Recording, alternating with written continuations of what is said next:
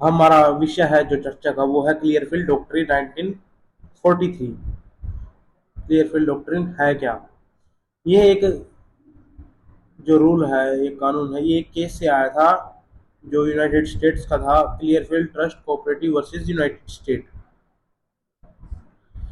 इसमें ये केस था कि केस की बात नहीं करेंगे हम, सीधा मुद्दे की बात करते हैं।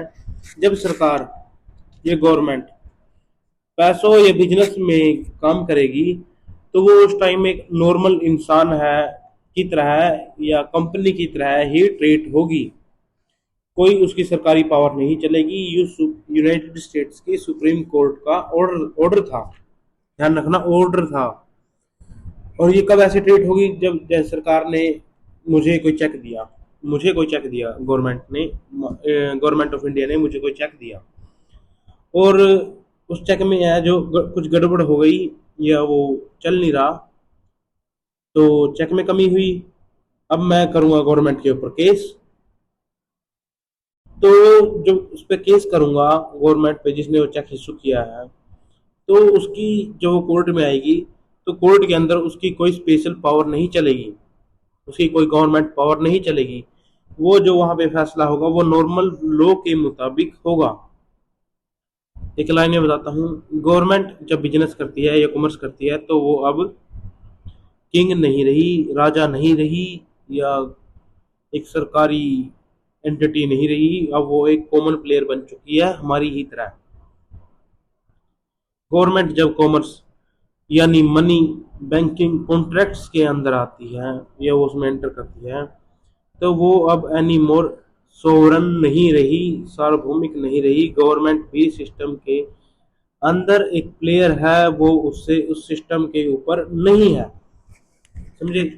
यानी कि जहां जहां कॉमर्स एंटर करेगा, वो सब कमर्शियल प्लेयर बन जाएंगे। अब कॉमर्स बैंक में तो है ही, वो तो एक कमर्शियल प्लेयर है ही। अब कॉमर्स ने एंटर किया गवर्नमेंट में, तो गवर्नमेंट क्या हो गई? वो भी कमर्शियल प्लेयर हो गई। अब कॉमर्स ने कहां पर एंटर किया? कोर्ट में। तो अब एनी मोर कोर्ट या एक, क्या बोलो इसको, वो एक सोवरन नहीं रही, वो भी अब एक गवर्नमेंट की तरह ही कमर्शियल प्लेयर बन चुकी है, एक कॉर्पोरेट स्ट्रक्चर हो चुका है। ठीक है? ये क्लियरफील्ड डॉक्ट्रिन ने बोला भाई जहां जहां कॉमर्स एंटर करेगा, वो एक कमर्शियल प्लेयर बन चुका होगा। ये उस समय यूनाइटेड स्टेट्स में के जो सुप्रीम कोर्ट थी, ये उसका ऑर्डर था, ये उसकी जजमेंट थी। लेकिन मैं इसको थोड़ा सा और समझना चाहता था भाई आज का कैसे ये रिलेट करेगी। तो थोड़ा सा आगे चल के फिर 2008 में दिखाया गया हमें, या न्यूज़ चैनलों के द्वारा बताया गया कि ग्लोबल फाइनेंशियल क्राइसिस आ चुके हैं, या आ गया है भाई। पूरी जो ग्लोबल इकोनॉमी है वो गिरने वाली है, सभी बैंक कोलैप्स होने वाले हैं। ये हमें दिखाया गया, ये हमें दिखाया गया है, किसी को नहीं पता। क्योंकि जब मैं आगे बताऊंगा तो आपकी समझ में आएगा कि ग्लोबल इकोनॉमी कैसे गिर सकती है। ये लाया गया कह लो फाइनेंशियल क्राइसिस, क्योंकि ये भी कुछ बोलता है, जो इधर है ना, ये कुछ बोलता है। और ये जब बोलता है कि भाई ये बात यहाँ पे रिलेट नहीं हो रही, इसको लाया गया है, मेरी जो समझ में आया, मैं दावा नहीं करूंगा कि इसको लाया ही गया है या ये अपने आप आया, लेकिन समझते आगे ग्लोबल इकोनॉमी गिरने वाली थी, पूरी दुनिया के बैंक हैं वो कोलैप्स होने वाले थे, खत्म होने वाले थे। लेकिन गवर्नमेंट और लेकिन गवर्नमेंट और सेंट्रल बैंक्स ने इस सिस्टम को बचाया। कौन से सिस्टम को बचाया भाई? जब बैंक तो कोलैप्स होने वाले थे पूरी दुनिया के, तो सेंट्रल बैंक्स ने कैसे उस सिस्टम को बचा लिया, या गवर्नमेंट ने कैसे बचा लिया? जब पूरी दुनिया के ही बैंक गिरने वाले थे तो बचाया कैसे गया? पूरी दुनिया में क्राइसिस संभव ही नहीं था, करेंसी कैसे गिर सकती थी? नहीं गिर सकती थी।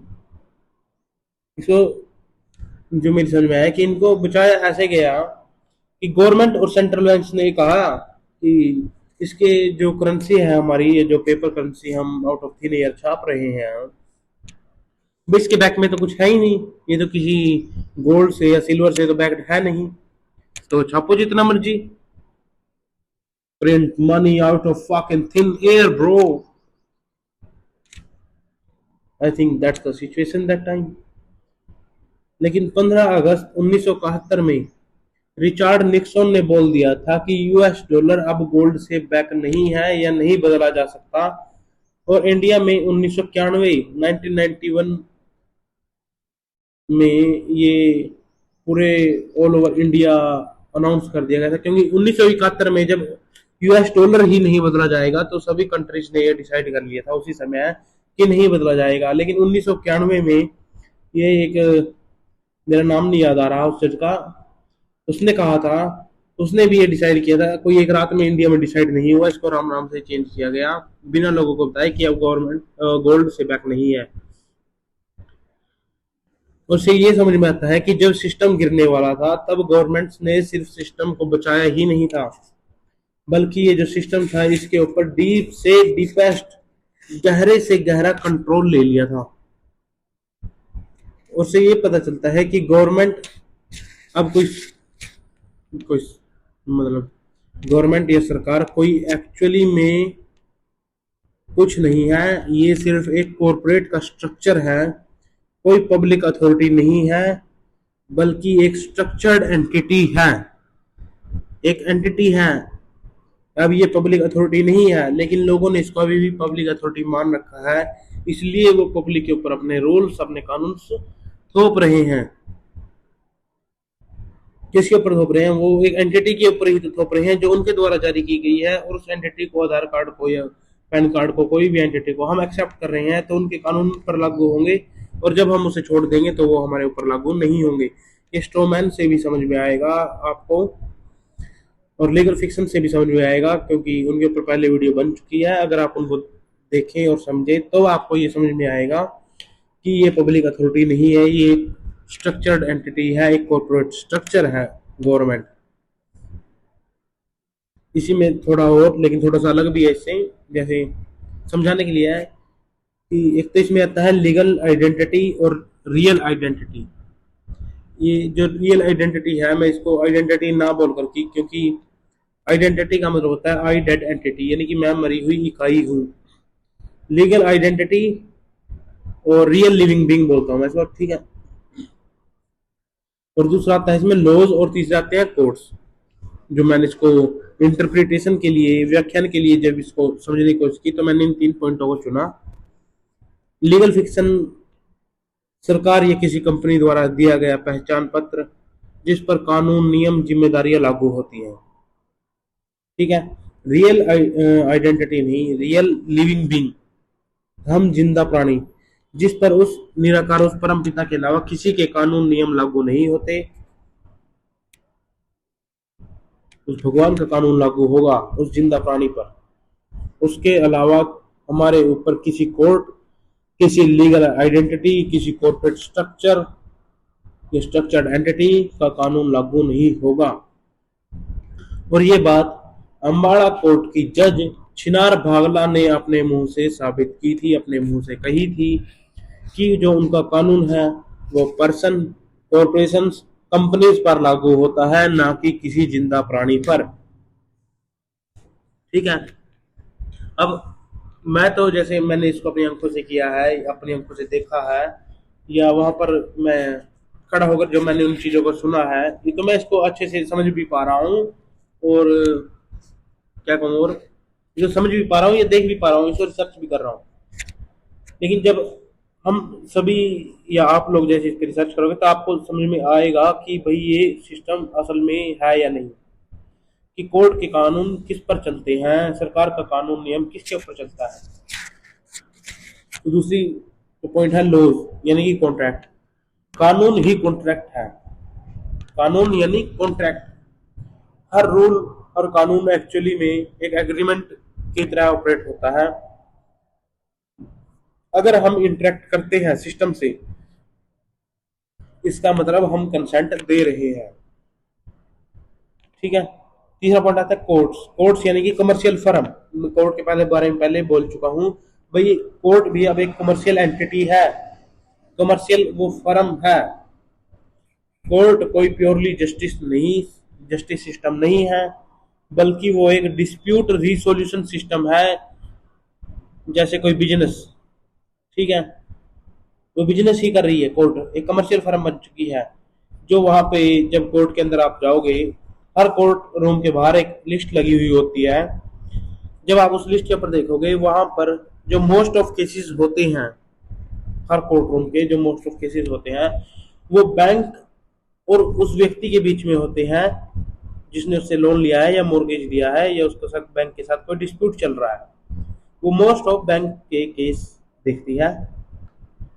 ठीक है, वो एक कमर्शियल फर्म बन चुकी है। ये बात जितना जल्दी समझेंगे उतना जल्दी हम उसकी ज्यूरिसडिक्शन से बाहर होने में कामयाब होंगे।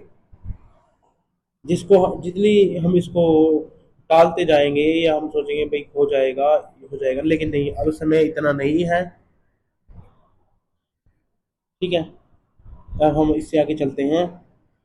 जब मैंने इन दोनों चीज़ों को जोड़ा, क्लियरफील्ड डॉक्ट्रिन 1943 को और उसके फाइनेंशियल कोलैप्स को, और जब इसको जो मैंने इंटरप्रिटेशन की, व्याख्या की, लीगल आइडेंटिटी, लॉज और कोर्ट के साथ इसकी इंटरप्रिटेशन जंप हुई, व्याख्यान की जो मैंने कोशिश की, तो इन सबको जोड़कर एक ही बात समझ में आती है कि पूरा सिस्टम कॉर्पोरेट स्टाइल स्ट्रक्चर है, जहां रूल्स कानून का मतलब कॉन्ट्रैक्ट है और पार्टिसिपेशन का मतलब कंसेंट है। ठीक है, अगर हम उसमें पार्टिसिपेट कर रहे हैं या हम उसमें भाग ले रहे हैं, किसी उसकी एंटिटी को, उसके द्वारा बनाई गई किसी आईडी को हम एक्सेप्ट कर रहे हैं, तो कंसेंट बन रहा है। कुछ डीप क्लेम्स हैं, लेकिन प्रूव भी है, ये प्रूव्ड है। बर्थ सर्टिफिकेट एक फाइनेंशियल इंस्ट्रूमेंट है जो बॉन्ड मार्केट में, स्टॉक मार्केट में जिसको यूज किया जाता है। ये एक नेगोशिएबल फाइनेंशियल इंस्ट्रूमेंट है। जो लीगल नेम है, कोई भी नाम हो, जैसे क्या नाम लो, कुणाल हो गया या कोई नवदीप नाम हो गया, ये क्या है, ये कॉपीराइटेड है, ये एक लीगल नेम है। उनके द्वारा ये कॉपीराइट कर लिया गया है। जब तुम्हारा जन्म प्रमाण पत्र बना, तुम्हारे माँ बाप ने तुम्हारा कुछ नाम रखा, कहाँ पर रखा गया वो नाम? Birth certificate. बर्थ सर्टिफिकेट किसका था? स्टेट का। स्टेट ने उस नाम को कॉपीराइट कर लिया और तुम उस नाम को अभी भी होल्ड करते हो। इसका मतलब तुम भी तुम उसके कॉपीराइट हो सरकार के, इसलिए सरकार का कानून तुम्हारे ऊपर चलता है। ये एक कॉर्पोरेट अकाउंट है, legal name. Taxes, contractual obligation, समझौते के तौर पर ली गई जिम्मेदारी। ठीक है, सब टैक्स लगाते हैं ना, वो समझौते के तौर पर ली गई जिम्मेदारियां हैं उस व्यक्ति के द्वारा जो टैक्स दे रहा है।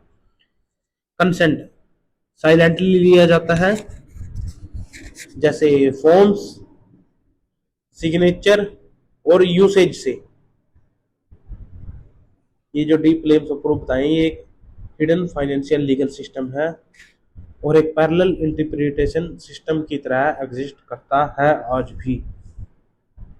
आज भी का मतलब है कि इसको बहुत से लोगों ने इसको थ्योरी साबित करने की कोशिश की है, लेकिन कुछ हमारे ही जैसे लोग इनको दोबारा प्रूव करते हैं भाई जो बर्थ सर्टिफिकेट है फाइनेंशियल इंस्ट्रूमेंट है, ये एक नेगोशिएबल बॉन्ड है।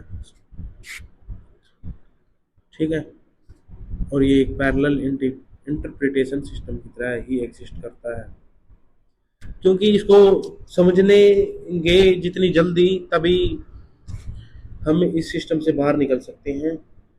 उनकी एजेंडा से, उनके 2030 एजेंडा से, यूनाइटेड नेशंस के, उससे बाहर निकल सकते हैं।